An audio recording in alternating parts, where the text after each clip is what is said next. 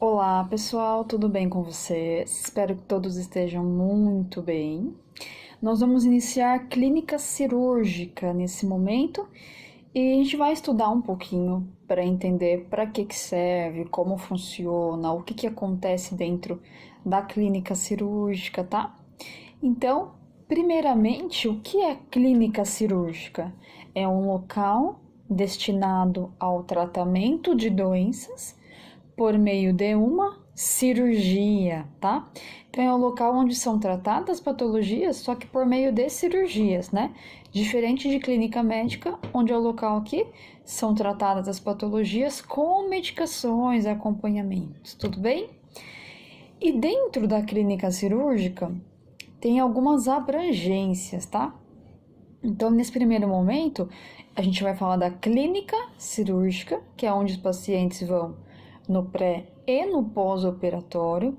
Mais para frente, nós vamos entender o que é o centro cirúrgico, tá?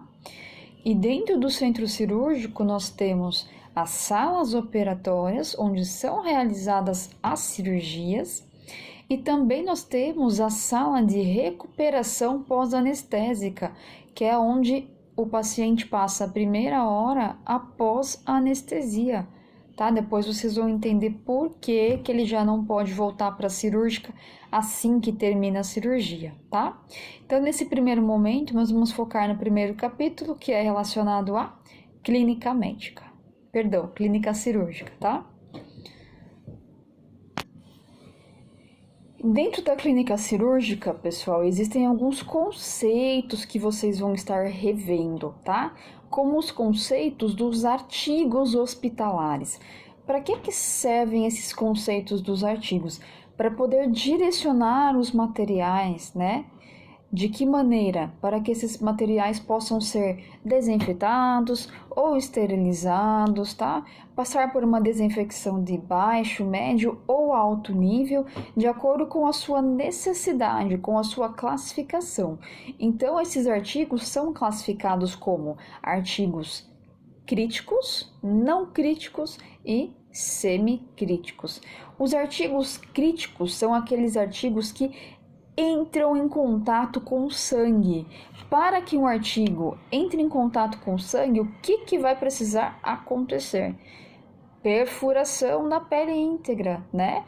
Então, para que esse artigo entre em contato com o sangue, precisa perfurar a pele. E quais são os materiais que perfuram a pele? Catéteres, né? Agulhas, que mais? Introdutores, bisturi elétrico, tá? Todos os materiais, a gente está falando um pouquinho de pele, mas existem materiais também que perfuram ossos, né? Que entram em contato com o sangue. Então, por exemplo, a broca, tá? Broca utilizada em cirurgias ortopédicas, utilizadas no dentista, tá? Sondas exploradoras.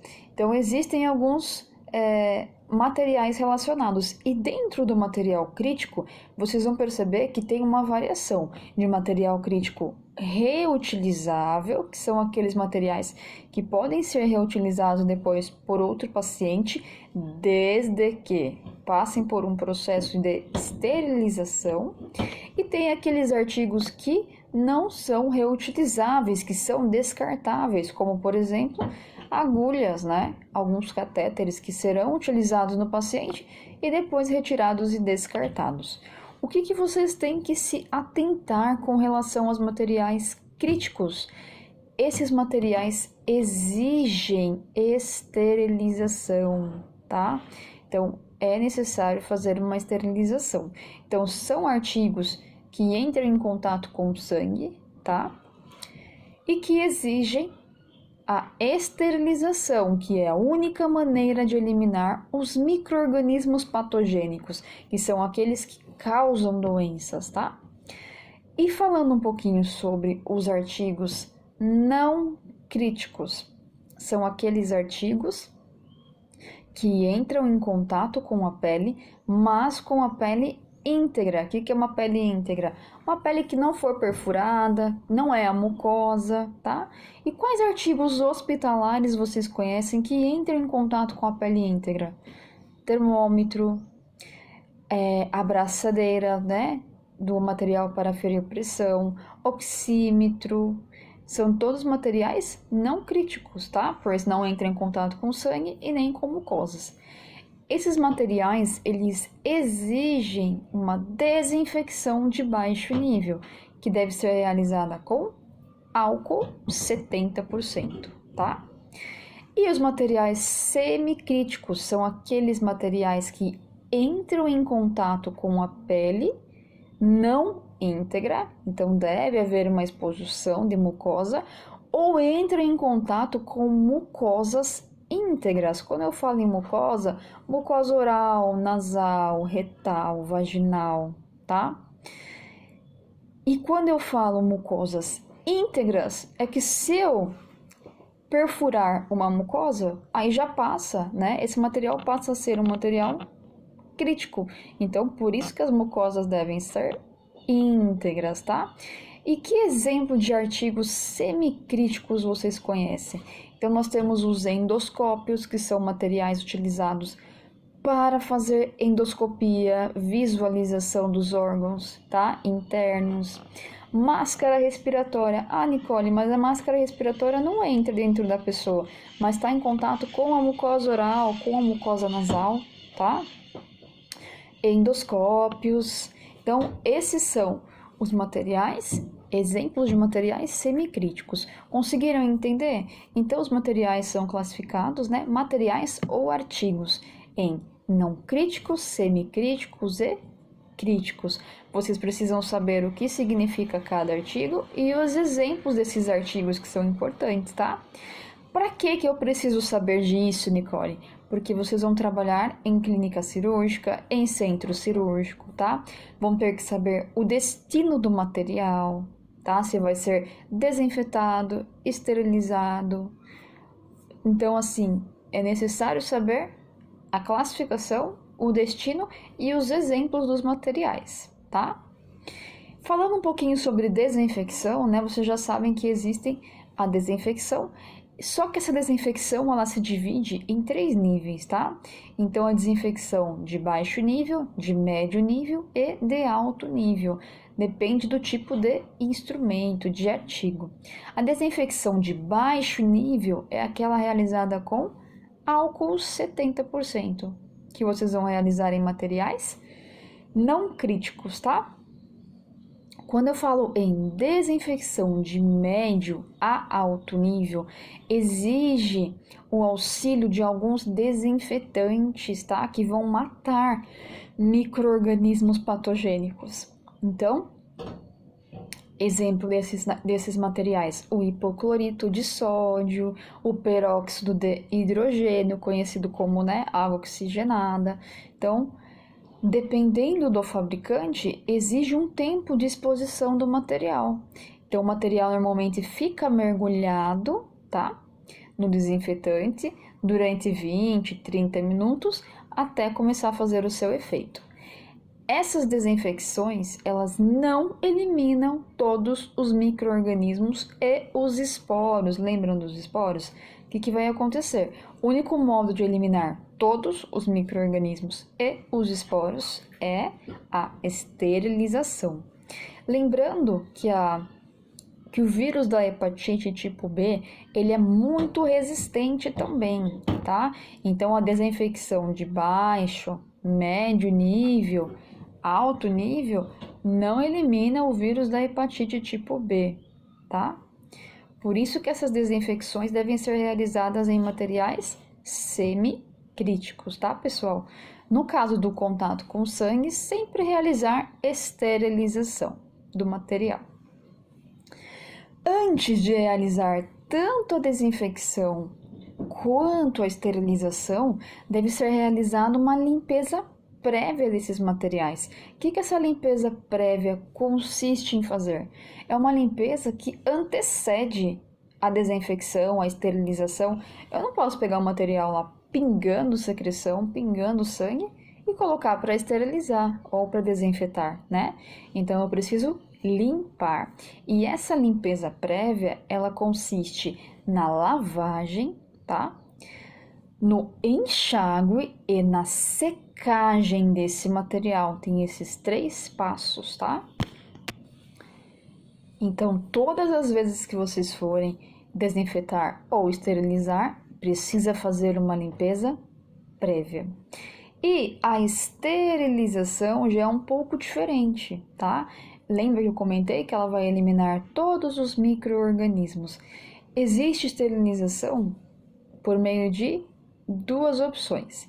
Então, tem a esterilização por meio da estufa e a esterilização por meio da autoclave. E quais são as diferenças entre uma e outra? A estufa, primeiramente, ela só pode colocar materiais que sejam em aço. Não pode papel, não pode plástico, não pode nada além de aço, tá? E ela é uma combinação de temperatura e calor, tá? Já a autoclave, ela pode todos os tipos de materiais, plásticos, algodão, gaze, aço. Todos os materiais podem ser, desde que estejam embalados, tá? Existe uma embalagem transparente que se chama grau cirúrgico. Então, essa embalagem vai ser colocada no material de acordo com o seu tamanho, tá? Tem de vários tamanhos, será selada e aí colocado na autoclave. Lembrando que por que elas devem ser embaladas? A autoclave ela é uma combinação de umidade, calor e temperatura elevada. Então, ela é um modo de esterilização químico e a estufa é um modo de esterilização físico, tá? Essas são as diferenças entre uma e outra. Normalmente, na área hospitalar, utiliza-se mais a autoclave, tá? E onde que vocês vão encontrar estufas? Em salão de cabeleireiro, normalmente, consultórios de dentista, tá? E outra, comparação é que o tempo de exposição da estufa é muito maior do que o da autoclave. O material vai precisar ficar por muito mais tempo, cerca de 2 horas, tá? Para aquecer a estufa demora um tempo para chegar até a temperatura ideal. Então demora um pouco mais do que a autoclave, tá? Então essas são as diferenças entre uma e outra e as vantagens versus desvantagens, tá? Tudo bem, pessoal? Qualquer dúvida vão me falando. E comentando um pouquinho sobre esses processos, de desinfecção, eu quero puxar um pouco para a questão da antisepsia e da asepsia também. São medidas adotadas pelos profissionais da saúde para evitar a contaminação de micro-organismos que causam doenças, tá? E qual a diferença entre uma e outra? Quando a gente fala antisepsia, tá? Não lembra antisséptico? O antisséptico ele pode ser utilizado na pele? Sim. Então, toda vez que nós formos eliminar, a proliferação de micro-organismo em tecido vivo, ou seja, na pele, no ser humano, nós estaremos fazendo uma antisepsia. E todas as vezes que nós formos eliminar os micro-organismos existentes de uma superfície, ou seja, de uma cama, de uma mesa de cabeceira, de um suporte de soro, tá? Sempre que for superfície, objetos inanimados, chama-se asepsia. Então, para tecido vivo, antisepsia, para objetos inanimados, asepsia, tá? E por que é necessário realizar esses tipos de cuidados e precauções? Para evitar processos inflamatórios, infecções, tá?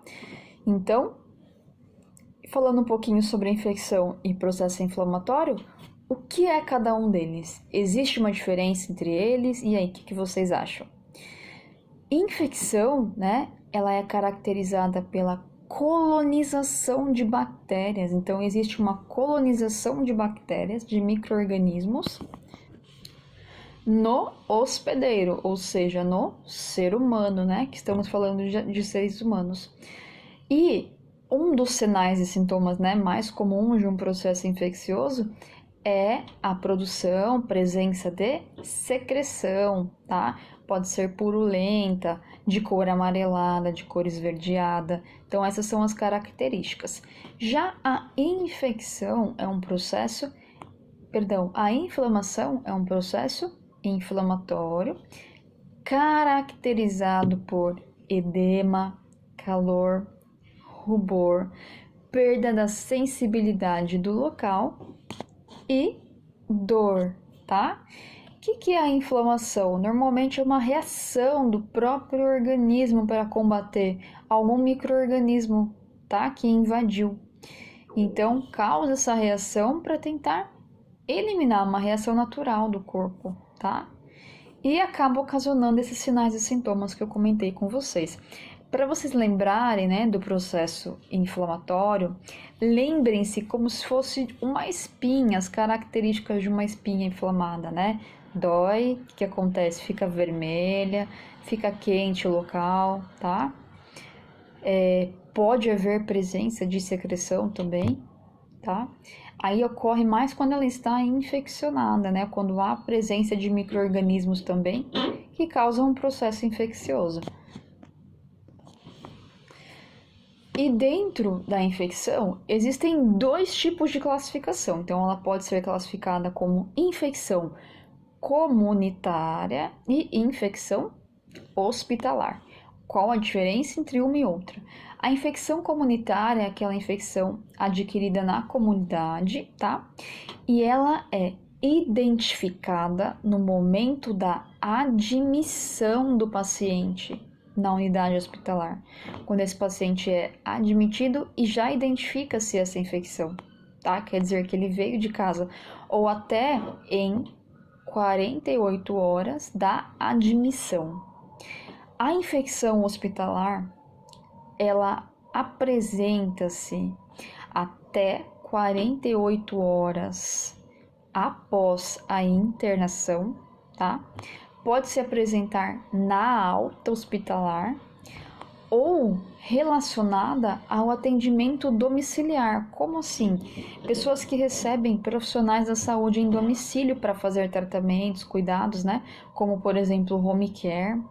Então, se um paciente adquiriu qualquer tipo de infecção na sua casa devido a um atendimento, né, de um profissional da saúde, seja ele qual for, é classificado também como infecção hospitalar. Ah, mas ele não está no hospital. Mas não foi uma infecção adquirida na comunidade. Foi adquirida por meio de um serviço de saúde, tá? Então, essas são as diferenças entre uma e outra que vocês precisam saber. Então, a infecção comunitária é aquela reconhecida, tá? Observada no momento da admissão ou em até 48 horas que esse paciente internou, tá?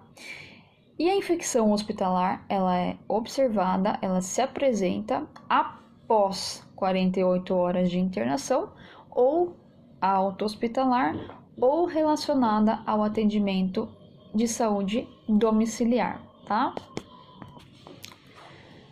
Lembrando que para combater, né, essa infecção exige, né, muito trabalho, muito cuidado, questão de antisepsia e asepsia do profissional da enfermagem, do profissional médico, tá? Devemos realizar as precauções padrões de higienização das mãos, sempre que tocar um paciente, sempre que tocar partes diferentes de um mesmo paciente, tá? Então, essa é uma questão que vai auxiliar na eliminação de uma porcentagem muito grande dos micro-organismos, né? Realizando uma simples lavagem das mãos. E outra questão também é que existe uma equipe responsável por supervisionar, né, por prevenir infecções. Então, existe uma equipe chamada CCIH. O que essa equipe faz? CCIH significa Comissão de Controle de Infecção Hospitalar, tá? O que essa comissão é responsável?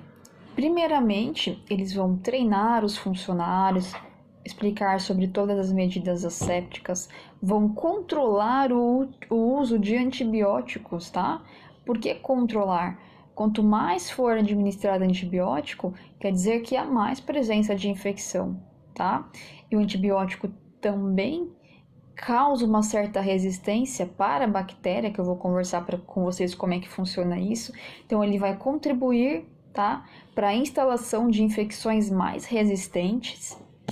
Essa equipe ela vai supervisionar o atendimento, tá? Vai realmente controlar o número de infecções, principalmente infecções hospitalares, né? Que é um tipo de infecção que deve ser prevenido ao máximo. Uma bactéria hospitalar ela é muito resistente, né? O que é essa resistência que eu estou comentando com vocês? O que é a resistência bacteriana?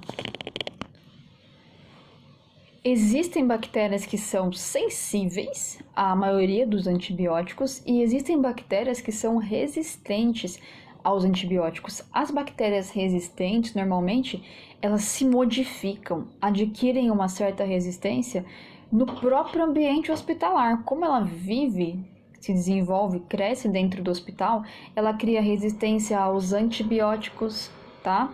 Então, é muito importante, antes de prescrever um antibiótico, fazer uma cultura do tipo de bactéria que está se desenvolvendo, está colonizando, né?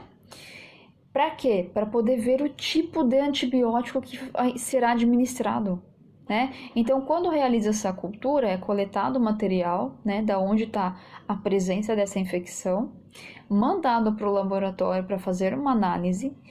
E quando ela volta, tem uma descrição no exame que está indicando lá os nomes dos antibióticos que podem ser prescritos para esse paciente, e do lado do antibiótico, né, vai primeiramente ter o nome da bactéria, e do lado dos antibióticos está escrito R de resistente ou S de sensível. O que está indicando? Se aquele antibiótico se aquela bactéria é sensível ao antibiótico. Se ela é sensível, quer dizer que vai eliminá-la, vai acabar, né? Depende da ação do antibiótico. Se ele for um antibiótico bactericida, ele vai matar a bactéria, né? Se ele for um antibiótico bacteriostático, ele vai prevenir que essa bactéria se prolifere, aumente a quantidade, dando oportunidade para o corpo reagir e curar essa infecção. Então, do lado do nome do antibiótico, vai estar lá R ou S. Se a bactéria for resistente, não poderá ser administrado aquele antibiótico, que só vai dar mais força para essa bactéria se desenvolver. Se ela for sensível, pode administrar esse antibiótico, tá? Desde que o paciente não tenha nenhuma hipersensibilidade, nenhuma alergia, e aí vai auxiliar na eliminação dessas bactérias, tá? Então, essa resistência bacteriana, ela acontece com muita frequência, né? No ambiente hospitalar. As bactérias vão ficando cada vez mais resistentes aos antibióticos, conforme for sendo utilizado o antibiótico, mais resistência dá para elas. Então, por isso que deve haver um controle, né? A utilização de antibióticos somente quando for necessário, tá? Então, essa equipe, né, essa comissão de controle de infecção hospitalar, também vai controlar o uso do antibiótico, por que esse antibiótico foi prescrito, né? Se realmente houve necessidade desse antibiótico, tá? Essa é uma das funções também. Desenvolver ações, tá? De treinamento para os funcionários, capacitação dos funcionários, vai ficar muito atenta às ações de higienização pessoal, higienização das mãos, higienização, desinfecção e esterilização dos materiais para que não ocorra uma infecção também, né? De maneira indireta, no contato da bactéria do material que foi utilizado no paciente. Nós vamos discutir um pouquinho, né, mais para frente, para as próximas aulas, os tipos de infecções existentes, como elas ocorrem, né? Tem vários tipos de infecções. Então, essa equipe também é responsável pelo treinamento, pela supervisão, capacitação, o que houver de novidade, tá? Essa equipe vai trazer para a equipe de enfermagem, para a equipe médica, para estar utilizando no dia a dia com os pacientes, tá? Como a enfermagem ela fica muito mais tempo e com muito mais contato com o paciente, é uma grande responsabilidade para que a enfermagem previna, né, a infecção hospitalar, iniciando com a higienização das mãos, tá? E com todas as técnicas antissépticas e assépticas possíveis, tá? Nós falamos um pouquinho sobre a resistência bacteriana e também tem um outro tipo de situação que se chama virulência, né? Então, existem doenças causadas por meio de uma bactéria, lá no centro cirúrgico, né? Na clínica cirúrgica, e existem doenças também causadas por vírus, tá? A virulência, como que ela ocorre normalmente? Ela é a capacidade da capa protetora do vírus. Então, todo vírus tem uma capa, tá? E a capacidade que ela tem de proteger esse vírus contra as reações do organismo. Então, quando um vírus se instala dentro de um hospedeiro, o organismo do hospedeiro começa a reagir, tá? De uma forma natural para expulsá-lo, para eliminá-lo. E essa capa que protege o vírus, ela tem uma capacidade. Umas têm pouca capacidade, outras têm mais. No caso da virulência, é quando essa capacidade aumenta, tá? E a capa protetora do vírus protege esse vírus contra as próprias reações do organismo, dando mais força para ele sobreviver, tá? Aí começam as reações de acordo com a patologia, tá? Começam as reações aí das doenças virais. Tranquilo, pessoal? Qualquer dúvida, vão me falando, vão escrevendo para mim.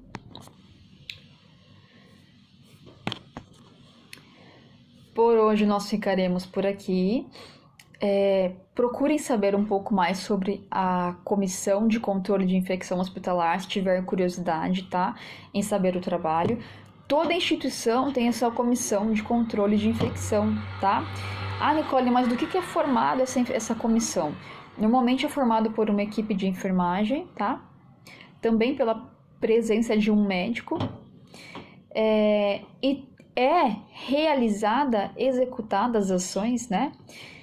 Por meio dos técnicos e auxiliares de enfermagem que estão em contato com o paciente. Então, essa equipe normalmente é realizada por enfermeiros, pode ter a composição um técnico, um auxiliar, um médico, e aí eles vão organizar, né, direcionar a sistematização desse atendimento dentro da clínica cirúrgica, dentro das instituições, né, dos setores hospitalares, para que os profissionais que trabalham diariamente ali com os pacientes, diretamente com os pacientes, executem ações, tá, que auxiliem na prevenção e no controle da infecção hospitalar. Então, quem tiver curiosidade para saber um pouco mais, né, de repente sobre a equipe de um determinado hospital, de uma determinada região, entre em contato, pesquisem mais a fundo, tá bom? E qualquer dúvida estarei à disposição. Muito obrigada, gratidão. Até a próxima aula. Um beijo para vocês.